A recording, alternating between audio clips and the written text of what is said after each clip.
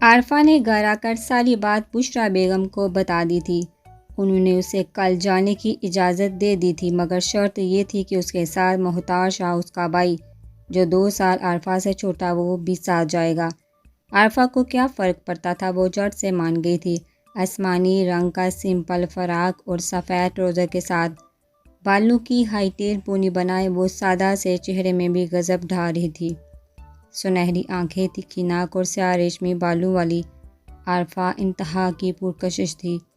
سفید دوپٹہ اس نے پھیلا کر اپنے سر پر لے لیا تھا۔ مختار بھی پینٹ شرٹ میں اس کے ساتھ کھڑا تھا۔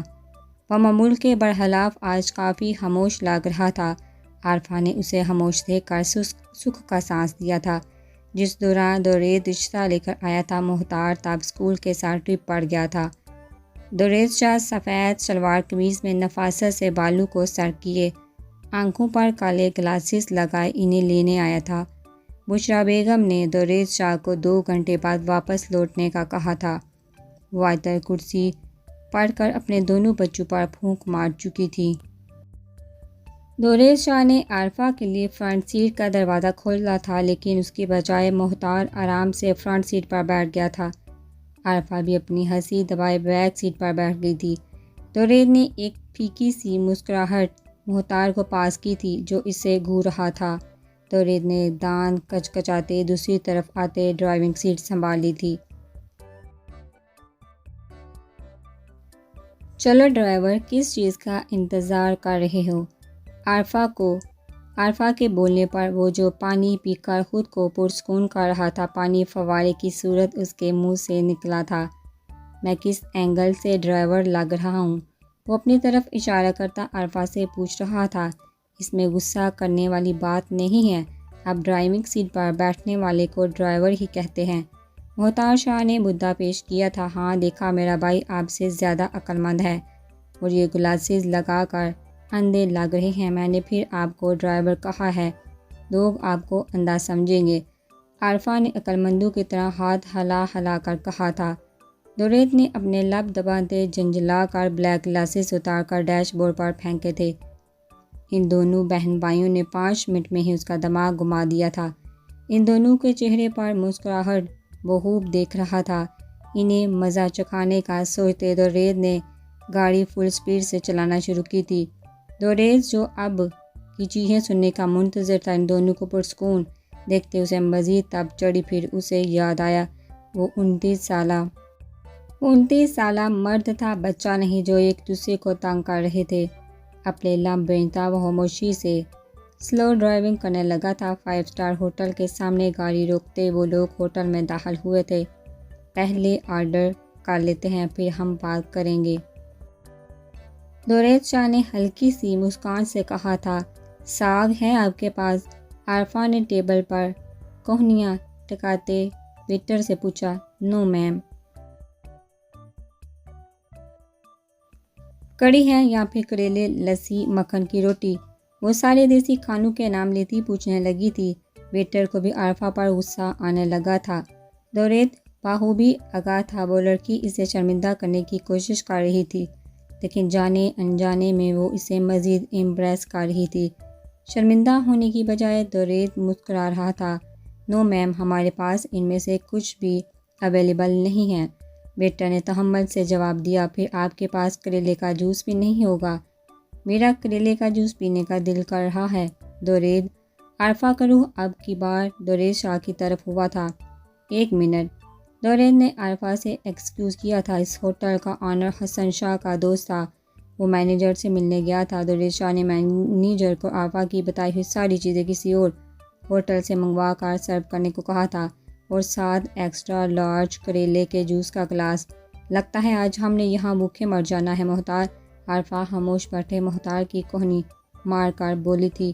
میرا یقین کر، آج آپ یہاں سے بھوکی بالکل بھی نہیں جائیں گی۔ اس کے الفاظ میں ایک وعدہ تھا۔ عارفہ نے آنکھیں گھمائی تھی۔ دورید نے مختار کو آرڈر کرنے کو کہا۔ اس نے شرافت کا مظاہرہ کرتے ہوئے 5 مہنگی ترین عجیب و غریب ڈشز آرڈر کی تھی۔ دورید ان دونوں کی بچکانہ حرکت پر ہنستے ہوئے اپنے لیے جوس اور سنیکس آرڈر کی تھی۔ آپ اپنے بارے میں کچھ بتائیے، عارفہ نے سیدھے ہوتے دورید شاہ سے کہا۔ ہمارا اپنا کنسٹرکشن کا بزنس ہے، دورید نے عام سے لہجے میں بتایا۔ وہ کچھ چھپا گیا تھا۔ عارفہ محسوس کر رہی تھی وہ اسے سچ نہیں بتا رہا تھا۔ اچھا، اس نے اچھا خاصا لمبا کھینچا تھا۔ Just kidding, I'm doctor Duraid Shah. میرے بابا بزنس مین ہیں اور میں ڈاکٹر ہوں، وہ مسکرا کر بولا تھا۔ سچ بول رہے ہیں؟ عارفہ نے آنکھیں چھوٹی چھوٹی کر کے دورید شاہ سے پوچھا۔ دورید شاہ نے شرافت سے اپنے والیٹ سے اپنا کارڈ نکال کر عارفہ کے سامنے رکھا تھا۔ پھر آپ اتنے فارغ کیسے ہیں؟ ڈاکٹرز تو بہت مصروف ہوتے ہیں۔ عارفہ نے نیا سوال پوچھا۔ میں ریسنٹلی جاب چھوڑ دی ہے، ہمارا اپنا ہاسپٹل بن گیا ہے، میں اس میں تھوڑا مصروف ہو گیا تھا، اب میں جلد وہاں ڈاکٹر کا کام سر انجام دوں گا۔ دورید نے اسے ساری بات بتائی۔ عارفہ اس سے کافی امپریس ہوئی تھی، اسے ڈاکٹری کا شعبہ خاصا اچھا لگتا تھا۔ آپ اپنے بارے میں کچھ بتائیے، دورید نے ہلکی سی گردن موڑتے اس سے پوچھا تھا۔ میں کالج میں پری میڈیکل کی اسٹوڈنٹ ہوں، عارفہ نے اسے سیدھا جواب دیا تھا۔ انٹرسٹنگ، دورید بڑبڑایا تھا۔ اتنی دیر میں ویٹر آرڈر لے کر آ چکا تھا۔ ٹیبل پر ساگ، مکھن کی روٹی، کڑی کریلے کا سالن اور لسی کے گلاس بھی ٹیبل پر رکھ گیا تھا۔ محتار کا آرڈر آ چکا تھا، جسے وہ عجیب نظروں سے دیکھ رہا تھا۔ اور جی میم، آپ کا اسپیشل ایکسٹرا لارج کریلے کا جوس۔ ویٹر نے گلاس مسکراتے ہوئے عارفہ کے سامنے رکھا تھا۔ عارفہ کی آنکھیں ابھر پڑی تھی۔ کریلے کے جوس کا گلاس اور ساری دیسی ڈشز، وہ یہ چیزیں بالکل نہیں کھاتی، وہ تو بس دورید کو تنگ کرنا چاہتی تھی۔ عارفہ اور محتار نے بیچاری شکل بنا کر ایک دوسرے کو دیکھا تھا۔ دورید شاہ ان کی حالت سے لطف اندوز ہوتا مزے سے اپنا کھانا کھا رہا تھا۔ لیٹس اسٹارٹ ایٹنگ، دورید شاہ بولا تھا۔ محتار شاہ نے مجبوراً ایک ڈش ٹرائی کی تھی، خوش قسمتی سے وہ بہت اچھی تھی۔ محتار تو مزے سے کھانے لگا تھا۔ اصل میں عارفہ سے ہی پھنسی تھی، خوشبو سے میرا پیٹ بھر گیا ہے۔ عارفہ کو آکورڈ سی مسکان پاس کرتی بولی۔ او آئی سی، پھر یہ اپنا فیورٹ جوس پی لو۔ دورید شاہ نے اسے اپنے کھانے کی طرف للچاتی نظروں سے دیکھتے مسکراہٹ دبائی تھی۔ عارفہ نے انکار کیا تھا، لیکن بار بار دورید شاہ کے اصرار پر اسے مجبوراً ایک کڑوا گھونٹ بھرنا پڑا تھا۔ عارفہ کی حالت خراب ہونے لگی تھی۔ دورید نے فوراً سے اورنج جوس کا اپنا گلاس پکڑایا تھا، جسے فوراً ہی عارفہ ختم کر گئی تھی۔ محتار کو مزے سے کھانا کھاتے دیکھ کر عارفہ نے اس کی کمر میں ایک تھپڑ مارا تھا۔ اسے شدید بھوک لگی ہوئی تھی۔ دورید نے اسے تنگ کرنا چھوڑ کر ویٹر سے عارفہ کے لیے خود کھانا آرڈر کر کے منگوایا تھا، جبکہ وہ سارا کھانا پیک کروا چکا تھا سوائے کریلے کے جوس کے۔ وہ یہ کھانا راستے میں کسی کو دینے کا سوچ رہا تھا۔ اپنا نیا آرڈر آنے پر عارفہ نے مزے سے کھانا کھایا تھا۔ حسن شاہ کی وجہ سے مینیجر دورید شاہ سے کھانے کا بل نہیں لے رہا تھا، لیکن دورید شاہ کے اصرار پر مجبوراً مینیجر نے اسے بل دیا تھا۔ عارفہ اور محتار بل دیکھ کر شرمندہ ہو گئے تھے۔ وہ 30,000 تک اس کا خرچہ کروا چکے تھے۔ گاڑی میں بیٹھتے عارفہ اور محتار دونوں نے اسے سوری کہا تھا۔ دورید کو تو ایک پل کے لیے اپنے کانوں پر یقین ہی نہیں آیا تھا۔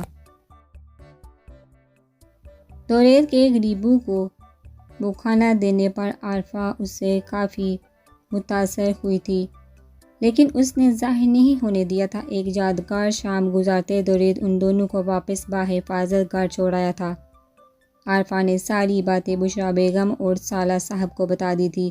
وہ دونوں ان سے کافی مایوس ہوئے تھے اور ان کو اچھی خاصی ڈانٹ بھی پڑی تھی، جس پر آئندہ ان دونوں نے ایسا کچھ کرنے سے معذرت کر لی تھی۔